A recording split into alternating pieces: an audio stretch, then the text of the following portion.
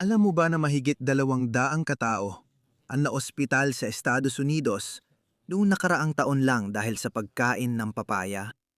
Hindi ito dahil sa sobrang pagkain. Dahil ito sa simpleng pagkakamali na maaaring magawa ng kahit sino nang hindi namamalayan. Isipin mong mabuti, kailan ang huling beses na kumuha ka ng papaya, hiniwa at kinain nang hindi nagdalawang isip? Sigurado akong kamakailan lang yon. At sigurado rin akong ikaw tulad ng karamihan sa mga tao. Malamang na nagawa mo ang hindi bababa sa 3 sa 7 pagkakamaling ibubunyag ko ngayon. Tingnan mo ito. Alam ko na maaring pakinggan ng pag-usapan ang mga mapanganib na pagkakamali tungkol sa isang karaniwang prutas tulad ng papaya.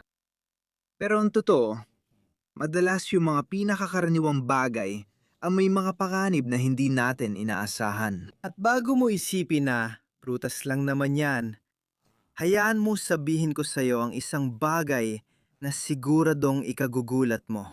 Ang papaya, yung prutas na laging nasa hapag ng milyon-milyong taga-Brazil araw-araw. Pwedeng maging natural na gamot pero pwede ring magdulot ng seryosong problema kapag maling paraan ng pagkakakain. Kaya maganda ka nang malaman ang 7 pagkakamali na maari naglalagay sa iyong kalusugan sa panganib. At siguradong kahit isa man lang sa mga ito, mapapamangha ka talaga. Unang pagkakamali, sumobra sa dami. Alam mo ba yung sarap kumain ng masarap at masustansyang prutas? Ganoon nga. Sa papaya, pwede itong maging totoong problema. Maraming tao ang nag-iisip ng ganyan. Kung mabuti ang isang hiwa, mas lalo ng 2, di ba? Mali. Sobrang mali. Ang papaya ay mataas sa fiber at mainam para sa pagtunaw ng pagkain. Pero kapag sumobra ka ng kain, ang mga fiber na dapat sanay tumutulong sa'yo ay nagiging totoong bangungot sa tiyan. Pinag-uusapan ko ang pananakit ng tiyan, pagtatae, kabag, at yung napakasamang pakiramdam na namimintog ang tiyan. Pero sandali, may iba pa. Ang papaya ay puno rin ng beta-caroteno, yung pigmento na nagbibigay ng kulay kahel sa prutas. Kapag sumobra, maaari itong magdulot ng tinatawag na carotenemia. Alam mo ba kung ano yun? Ito ay kapag ang balat mo ay literal na nagiging dilaw o kahel, lalo na sa palad ng mga kamay at talampakan ng mga paa. Parang hindi ka panipaniwala, di ba? Hindi naman. May nakita akong taong araw-araw kumakain ng papaya ng ilang ulit at naging kulay karot ang balat niya. Nababalik naman yon, pero aminin natin, hindi naman yan ang klase ng tanay na hanap mo, di ba? Ang tamang sukat. Isang katamtamang hiwa bawat araw, katumbas ng isang tasa ng hiniwang prutas. Sapat na yan para makuha mo lahat ng benepisyo nang hindi ka nalalagay sa panganib. Pangalawang pagkakamali. Itapon ang mga buto sa basura. May sasabihin ako sa iyo na siguradong hindi pa nasabi ng iba. Itinatapon mo ang isa sa pinakamakapangyariang bahagi ng papaya. Tama yan. Yung maliliit na itim na buto na lagi mong tinatapon. Tunay na puno ng nutrisyon at mga sangkap na nakagagamot ang mga yon. Tinutukoy ko ang mga katangiang antibacterial, antiparasitiko at pampadali ng pagtunaw. Ipinakita ng isang pag-aaral na inilathala sa isang internasyonal na siyentipikong journal na kayang labanan ng extract ng buto ng papaya ang mga delikadong bakterya gaya ng Salmonella at Staphylococcus. Isipin mo ito. Mayroon kang natural na antibiotic sa iyong kusina at itinatapon mo lang ito araw-araw. Pero kalma lang. Bago ako kumain ng maraming buto ng papaya, kailangan kitang bigyan ng babala. Mahalaga ang moderation. Ang mga buto na ito ay may taglay na napakadalakas sa sangkap na kapag nasobrahan, maaring makasama sa atay at bato. Ang ligtas na dami? Isang kutsarita bawat araw, pinakamadami. Pwede mo silang nguyain ng direkta, kahit na medyo maanghang ang lasa. O i-blender kasama ng ibang prutas. Ikatlong pagkakamali. Humain ng hilaw na papaya. Dito nagsisimulang maging mas seryoso ang sitwasyon. At kung ikaw ay babae at buntis o nagbabalak magbuntis, kailangan mong magdoble ingat. Ang hilaw na papaya, yung hindi pa hinog ng lubusan, ay may napakataas na konsentrasyon ng papain at meron ding isang sangkap na tinatawag na natural na latex. Para sa karamihan, nagdudulot ito ng seryosong problema sa pagtunaw, pag-abdi ng sikmura, pagduduwal, at pananakit ng tiyan. Pero para sa mga buntis, mas malaki ang panganib.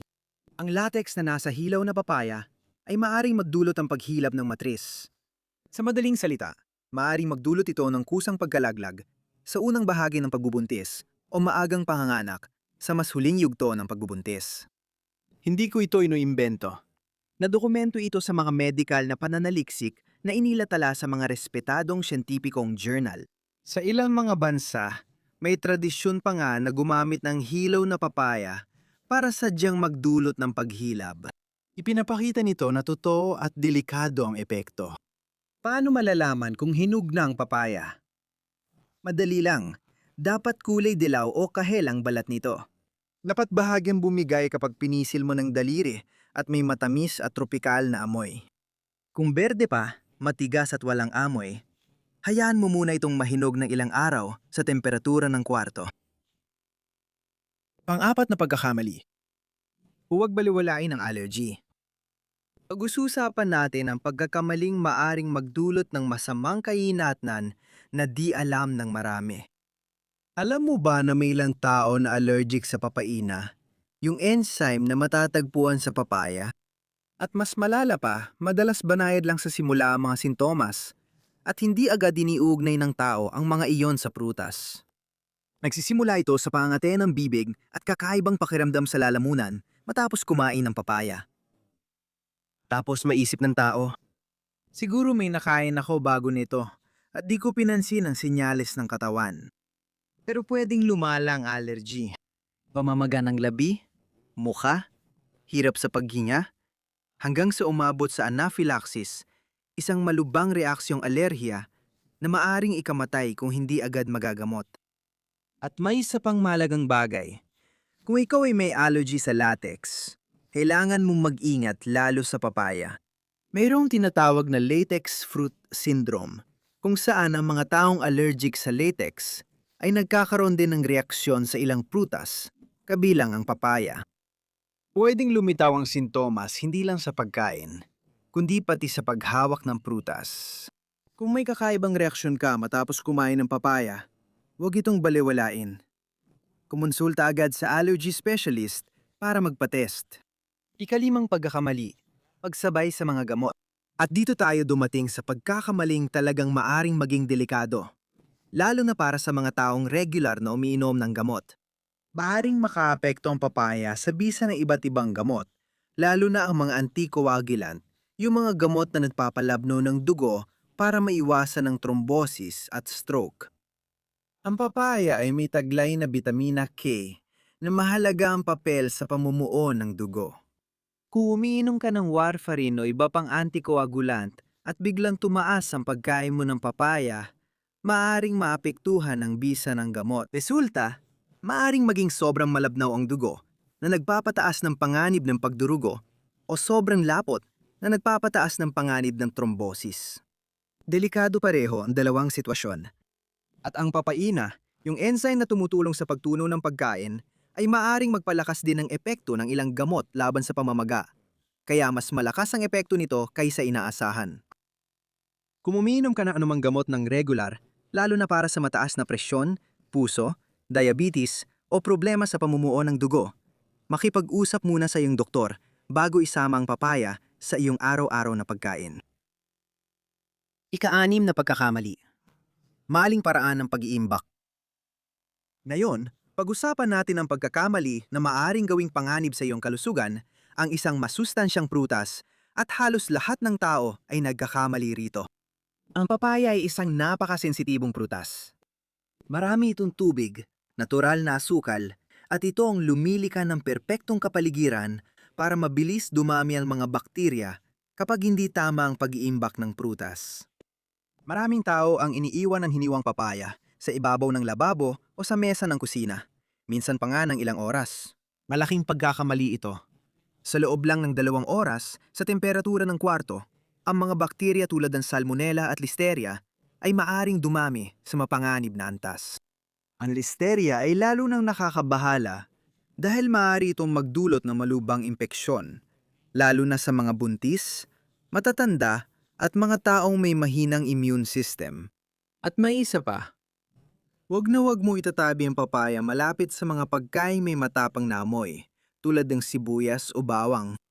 Madaling sumipsip na amoy ang papaya at maaring matakpan nito ang mga palatandaan ng pagkasira. Simple lang ang patakaran. Ang hinog na papaya ay dapat laging ilagay sa refrigerator. Kung hiniwa mo na, ilagay ito sa isang saradong lalagyan at kainin sa loob ng 3 araw. Maaaring iwan ang hilaw na papaya sa temperatura ng 4 hanggang mahog. Tapos ilagay agad sa refrigerator. Ikapitong pagkakamali. Hindi hinuhugasan bago hiwain. At dumako na tayo sa pinakamapanganib na pagkakamali sa lahat. Napakasimpleng pagkakamali na parang kalokohan lang, pero maari talagang ilagay sa panganib ang iyong buhay. Hinihugasan mo ba ang papaya bago hiwain? Kung ang sagot mo ay hindi, ikaw ay gumagawa ng malaking pagkakamali.